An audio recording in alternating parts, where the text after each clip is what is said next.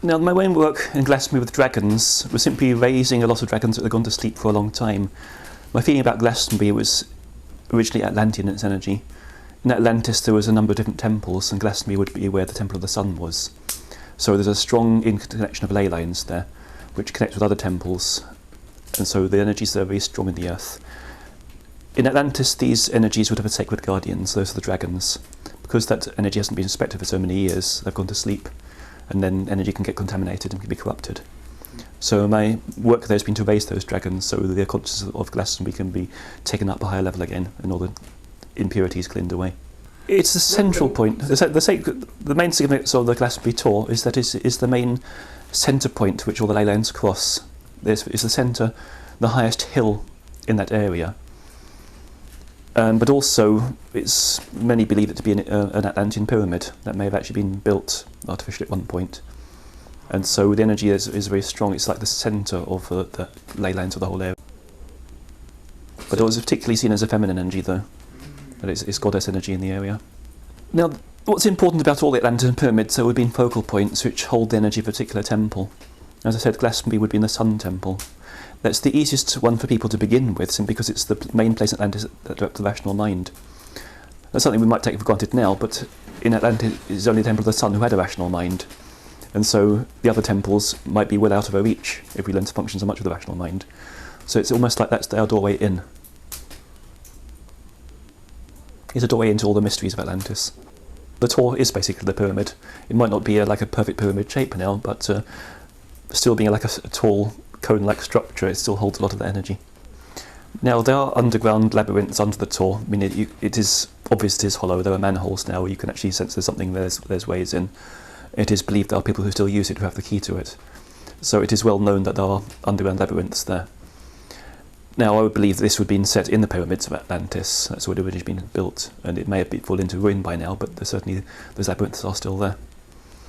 Now, the labyrinth, same way with the kind of Cretan labyrinth, is itself a sacred symbol that when you walk around it in the right way, it unlocks certain codes within the brain. The very movements, the kind of different turns it has, will actually be unlocking certain codes just by walking in the right direction around it. When you walk around the kind of maze on top of the Tor, you can see there's a similar structure there. Well, in Atlantis, all crystals were used a lot in all the temples. They would have been at every single temple at all different cross points of ley lines, because they were the main kind of almost transmuters of energy that was passed down ley lines. Ley lines were kind of information channels, messages were passed down them. And the crystals were like the devices through which those were sent. So each temple did have its crystals. So that crystal is going to store all the messages that ever went through that temple. Now, actually, you can access that from the chalice well. Just by knowing the symbol of the Temple of the Stars, which is the one which unlocks it, each crystal had a certain symbol to unlock it. If you can visualise the symbol in the well itself, you begin to see.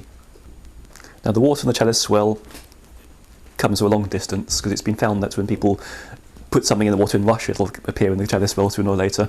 It's like the underground water channels go all over the world, so it goes very deep. So it's impossible to follow it exactly, but it certainly goes a long way. Now, the reality behind Joseph with this staff, which is where the Holy Thorn grew from, is very simple when you look at it in pagan terms, because a lot of the pagan wizards would carry tree spirits with them. When you cut a staff from a tree, you take it as a living thing rather than a dead thing. The tree spirit subdivides, put a spirit into a branch you take with you. Now, that branch is still alive, therefore if you plant it, it will grow into a new tree.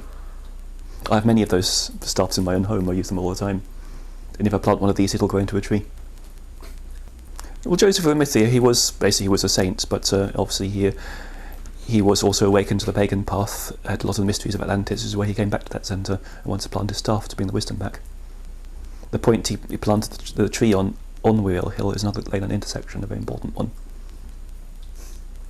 If you look, if you follow the ley lines, they don't necessarily go to the top of the hill, they're crossing that side right where the thorn is. So in planting a staff there, which would have carried a certain sacred energy from his spiritual practices, it would then kind of bring that energy back into the land. The tree is still alive because it still has the same spirit. The yew trees of Dartington, well, to understand we need to put it into the whole context of what Dartington's about. As I was saying, whereas Glastonbury is a temple of the sun, the Dartington area is where the Atlantean temple of the moon was based. Now, the centre of the whole structure here is actually Hood Ball. Hood Ball, that's the hill which is behind where the Steiner School is. That's the centre of the energy structure of the Temple of the Moon. If you look at the map, you'll see there's a central hill with a ring of 6 hills around it, a very sacred structure here. These would have also been Atlantean pyramids. Now, just as Glastonbury had its sacred trees just a little way away from the Tor, the Temple of the Moon also had its sacred trees, but these would have been you, being more feminine. These keep the darker mysteries of the Crone. Now, the nature of the Temple of the Moon was the most occult and psychic, and lacking the kind of intellectual development of the Temple of the Sun is also, unfortunately, where Atlantis began to go wrong. The psychic and occult powers were developed without the kind of necessarily any logical wisdom, and this is where problems began. So this is often where people come to face their shadow, and where their psychic development kind of gets kicked into action, and in that process they face all the dark forces in themselves.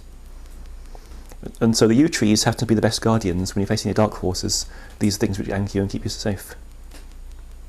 They are guardians of death, basically. Now, there are a number of portals around this whole Dartington area, because the Temple of the Moon was so psychically active, and the way the land was structured to kind of facilitate that energy, or that leaves it still very active. First of all, the caves in the area have become full of portals. The number of wells also act as portals, and the yew trees themselves are portals. Good thing about yew trees, they are good guardians of the threshold. So the yew trees will hold the safest portals simply because there's a consciousness guarding them. So that way, the portals that are there are kind of governed by the yew trees. The yew trees won't let anything that shouldn't be there. In a way, they're the safest portals in the area. The much darker things come into the other portals. The dip almost forms where there's a portal under the earth. It's like you won't find the portal on the surface, but it's like being just in the vicinity of it makes a good open place. So the dip on that walk to Sharpham, it's a place where there's a portal under the earth. It's almost like the energies under the earth cause the land to collapse, and that's why it's in its shape. So you won't find the portal on the surface, but being in that vicinity, you'll be in touch with that portal. Now, the good thing about it, it's still clean, simply because being out in the country, away from where everybody is, it tends to be less interfered with. So it's one of the kind of purest places to just be and, get spiritual upliftment. The energy there's very watery. I mean, Temple of the Moon is obviously much linked to the water, the feminine energy. It's very nourishing to the psychic body. So it helps develop your clairvoyance and those abilities, and astral projection. Now, the simplest way of accessing these portals is to, if you go particularly in this walk to Sharpham, is to actually lie under a full moon right in that dip, and then practice astral projection. That'll be when it opens up and you get taken on journeys, because that's the nature of the energy here. It'll take you into the astral, and it'll be triggered very much by the moonlight. If you want to lie there under a full moon and practice astral projection, that's when it'll come most alive. Now, what I have to add here, though, in seeking the light, you've got to remember this whole area is about facing shadow. You can't just go to the light here without at some point coming face to face with your shadow. A lot of light workers in the area are not facing their shadows, and they're always fighting against it. And sooner or later, that shadow will crush them if you don't face it. You have to become whole, basically, find what your shadow's about and how to use it. In order to help anybody embrace their shadow, the first piece of advice I would give is to remember that we are now on a journey of reuniting and remembering. When we first separated from the source, in order to find our individuality, we had to separate and forget. Now it's up to us to remember that we have to unite with everything to become whole, because in the end everything is us. Now the shadow isn't all dark, the shadow is simply holding everything we deny. We deny good stuff about ourselves as well as the bad stuff. That is that everything out there is a reflection of what's within. The simplest way to embrace one's shadow is to look at the people around you. Anything that gives you a reaction, whether it's admiration or repulsion, is a reflection of something within yourself. If you take everybody else around you, particularly those who produce a reaction, and use that as a reflection of yourself, then you need to stop and look at what those qualities are. The next thing to do is engage the imagination, is what the Temple of the Moon is all about. Once you know what your shadow might be like, meet it in a meditation, personify it. Maybe even take the form of a mixture of these people that you can relate to, and this will be a shadow, you can talk to it. And what I suggest to you then is embrace it, make friends with it, form an alliance with it. All trees act as portals. Every tree has a potential to act as a portal, simply because trees themselves live between the worlds. I mean, between here and the astral plane, but also parallel worlds like the fairy realm. You find if you go into the fairy realm, the trees are the same, even if everything else is different. Trees exist in both worlds.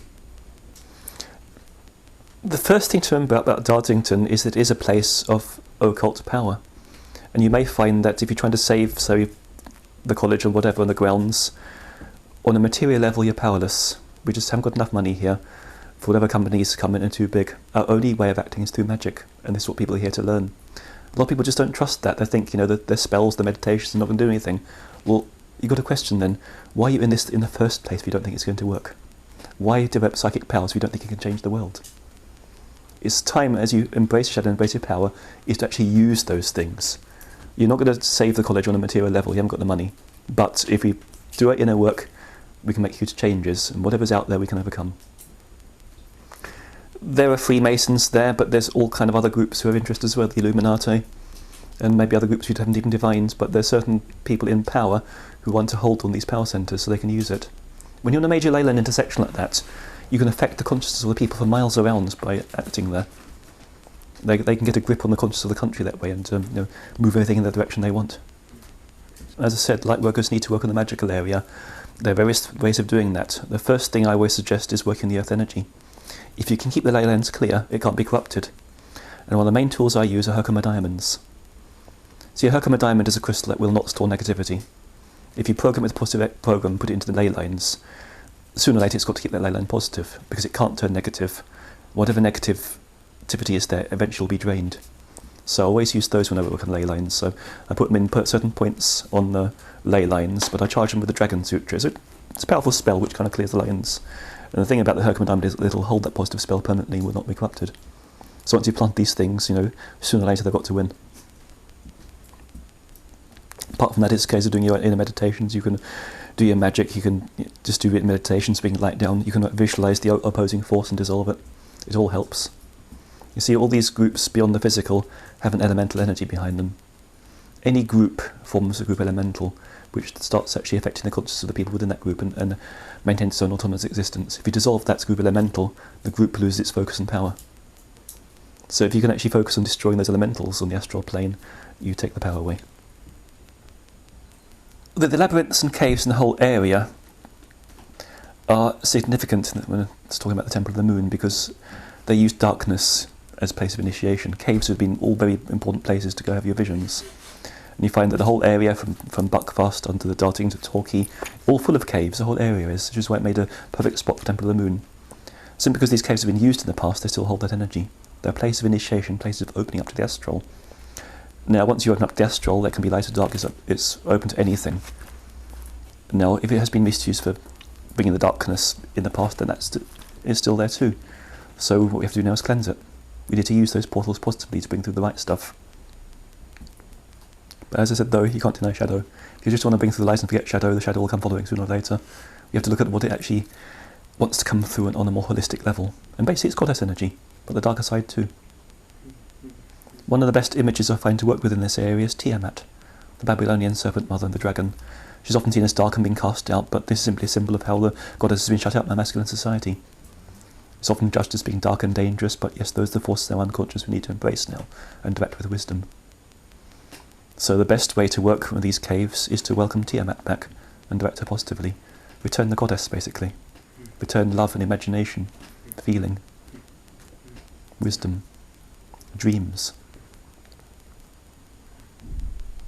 You may find the biggest problem when it comes down to it is people lose their dreams. A lot of people are hopeless, don't know where they're going because dreams have been lost.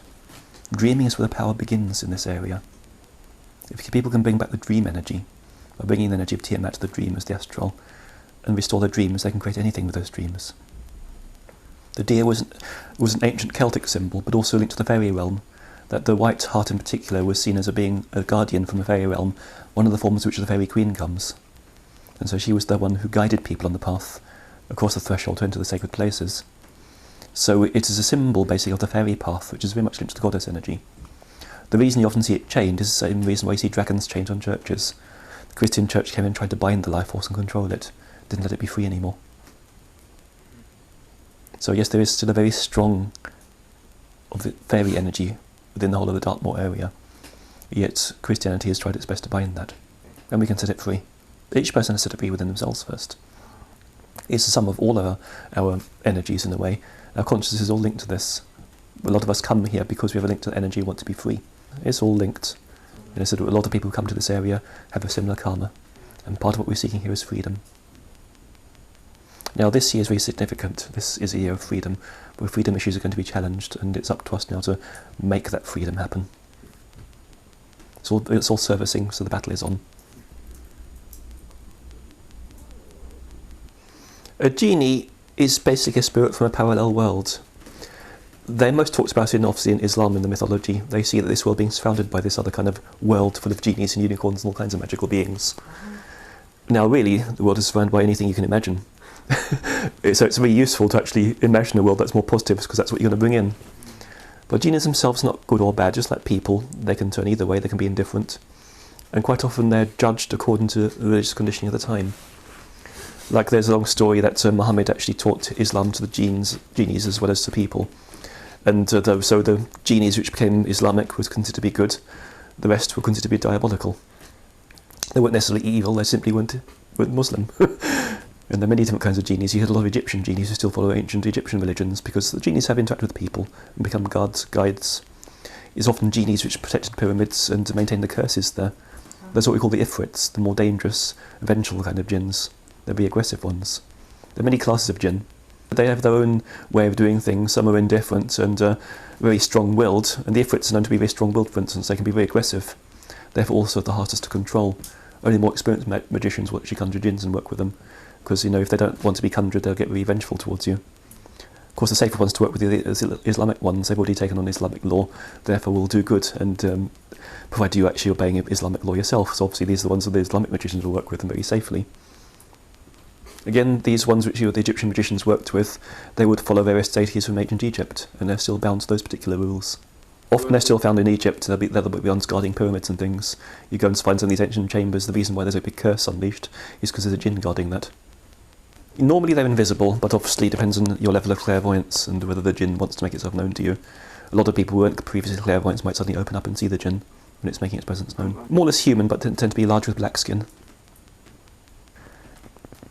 See, the astral plane contains more than the physical plane. All potential exists there. Everything that exists in a set of probability pool actualises, and not everything that forms there will happen physically.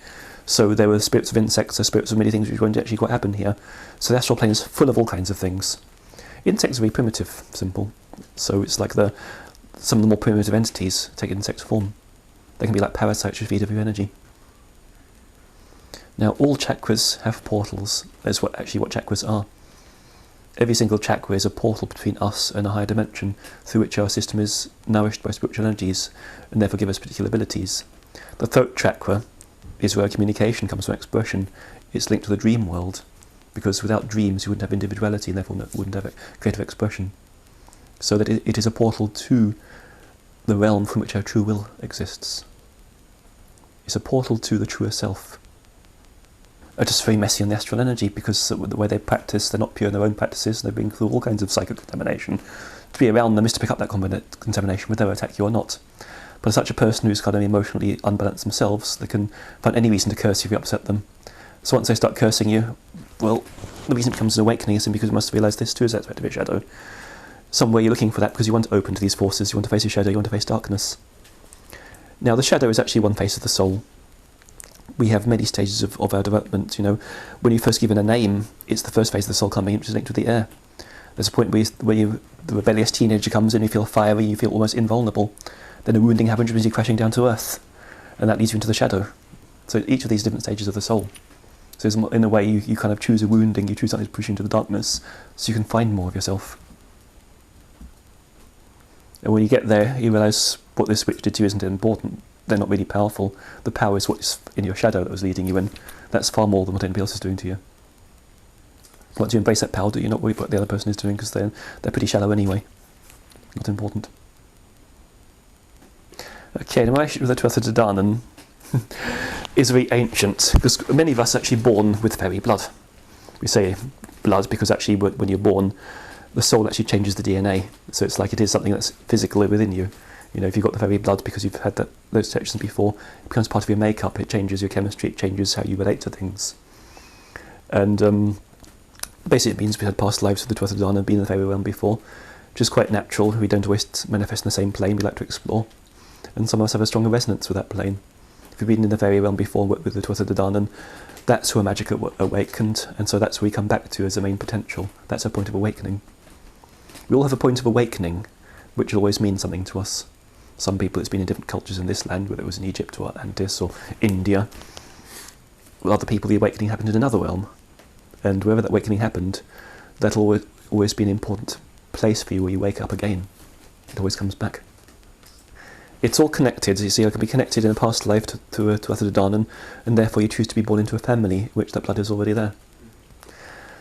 Okay, your relationship with the Tuatha de Danann is going to also involve the battle against the Frimorians. The basic history of Ireland, when it's in mythology, basically, was that at one point when the Frimorians, who were beings of darkness, who weren't fully formed, were seeking to take over the human realm because they needed form, almost wiped out the human race. At one point it was reduced to just 30.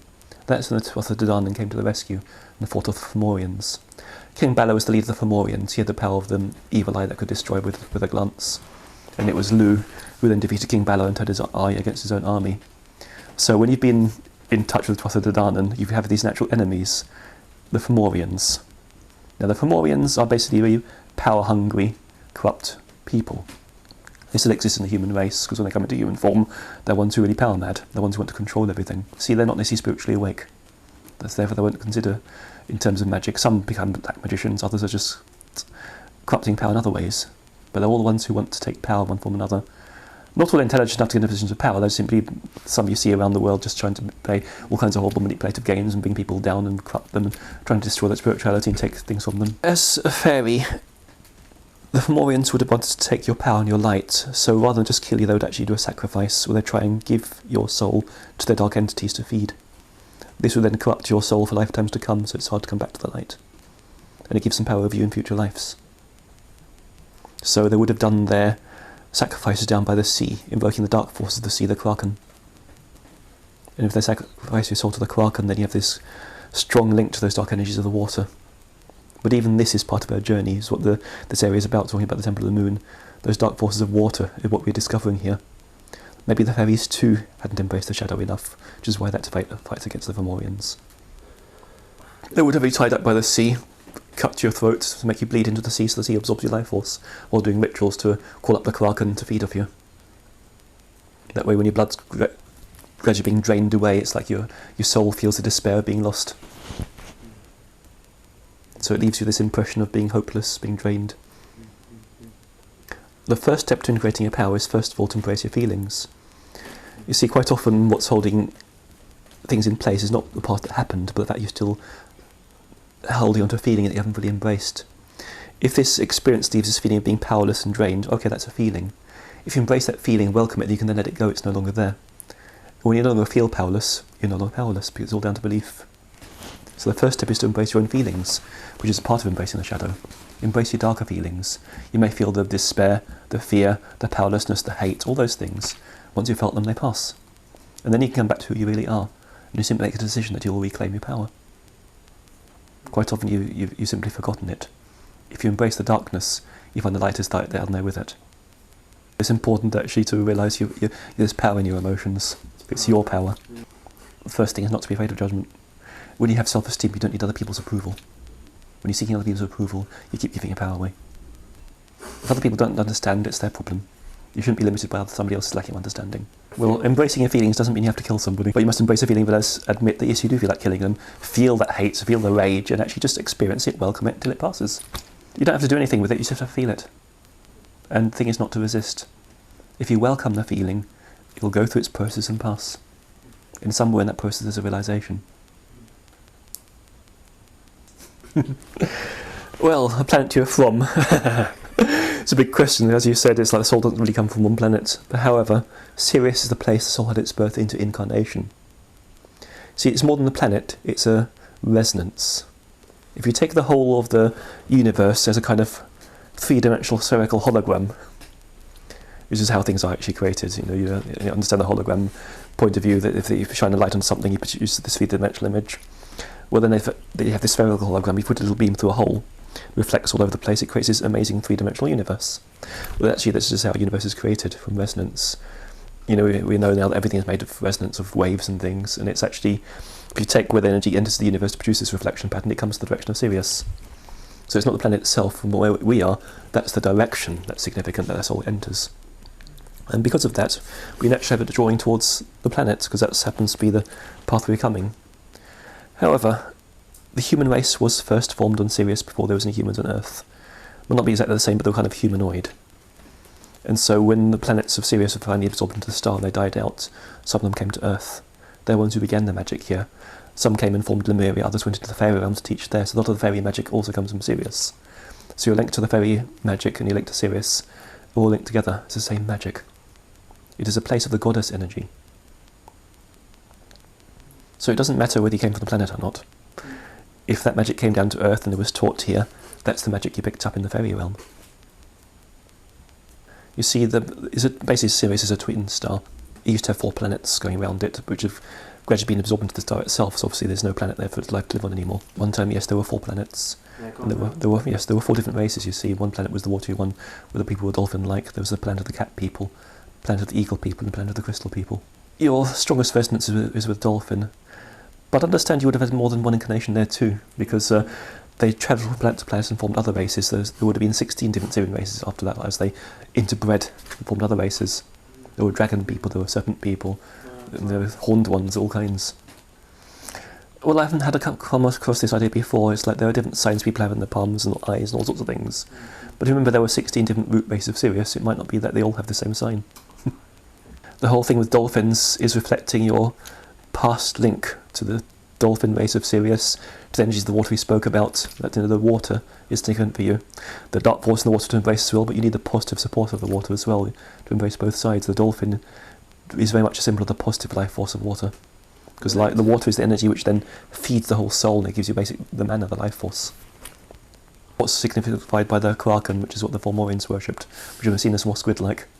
And these are the kind of more primitive forces which are dominating, power-hungry, controlling. The best way to embrace those first is to recognise which parts of yourself want to dominate and control. And as you become free of those, nothing can touch you. We've met before in the fairy realm, and that's why you've come at this time when you were exploring those parts of reality. Fairy realm is where I've been studying mostly in this lifetime, getting that magic, and so I'm kind of holding energy in the world very much. And so when you came to me, it's like that potential is ready to awaken, as well as its dark karma wanted to be solved. There is an Egyptian connection as well, which is also linked with the Sirius. See, the Egyptians, well, I know they worship Sirius, but Isis in particular came from Sirius. So you may find that once you've got this Syrian link, you would have been in many different cultures on the earth where that was significant. So yes, you do have a very strong Egyptian connection, very much to the temple of Isis, which is the main which worships Sirius. Yeah, so my suggestion with the spring equinox is to be close to water. See, it's not just in this country, but actually the spring equinox is also coincides with one of the ancient festivals of Isis, which you have a strong connection with, who as being a moon goddess is close to the sea. But the part I'd see as most positive would be Garrow Rock. The sea there is very clear, the sand is very crystalline and quartz-like, the energy there's very beautiful and clear. You bring a very positive energy through there. Some of the beaches you go to, there's a lot more of the darkness eminent, but it's like Garrow Rock, the energy is really pure. There'd be a great time to bring Isis energy in. Past Kingsbridge. Okay, now 2012 is what I'd call a bifurcation point. Now, bifurcation is a topic that comes up a lot when you talk about evolution. It means a point where reality splits 2 ways, and you can go either way. Now, what happens? People go one way or the other, but at certain significant times, there are 2 realities.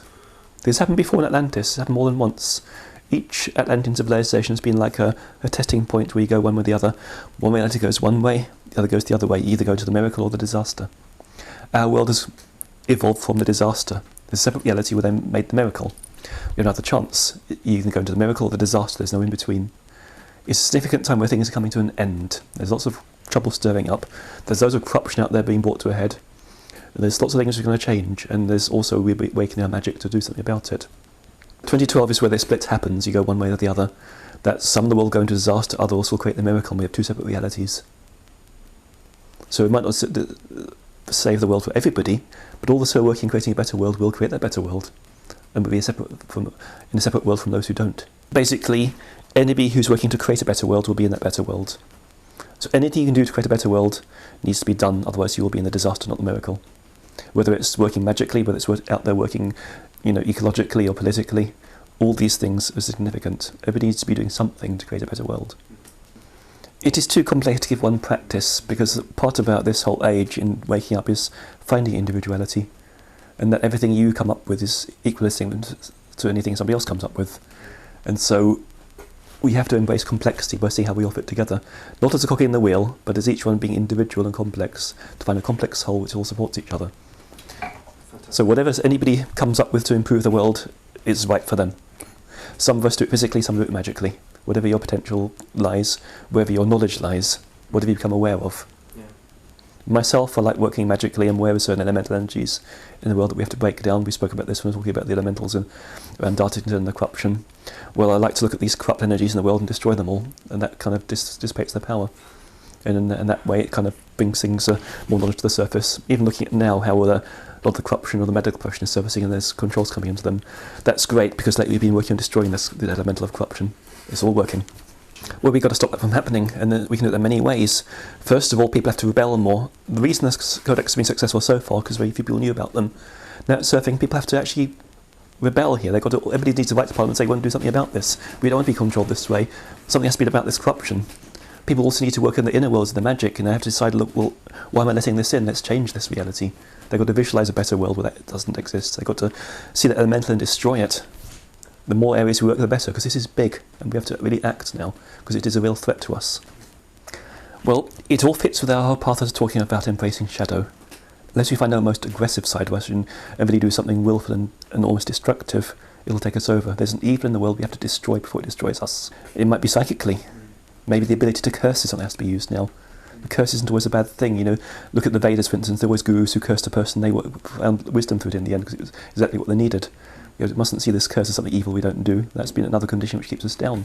There's something out there blocking us, we have to do something about it. We have to use all our inner psychic abilities, our magic, our ability to create a reality. We have to say no to this. We can visualise the elemental, we can work on invoking energies to destroy it.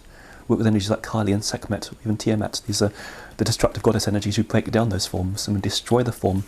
It's not as if you're cursing a person, you know, it's not doing any evil here. There's an elemental form of this group who destroy that, it has no power. And then they fail in what they're doing. I think this is what people need to do. They need to get out, find their aggressive side, use all their anger, and direct this and destroy that form. And then also become politically active with it. Write angry letters to the government saying, what are you going to do about this? Why is this happening? Tell them we're not having it. And actually people be more rebellious, you know, not just sit back and accept what the government says. Actually get up and refuse to have it. If they ban herbs, then everybody should get up and start using those herbs and realise so many people are using it that they can't control them all.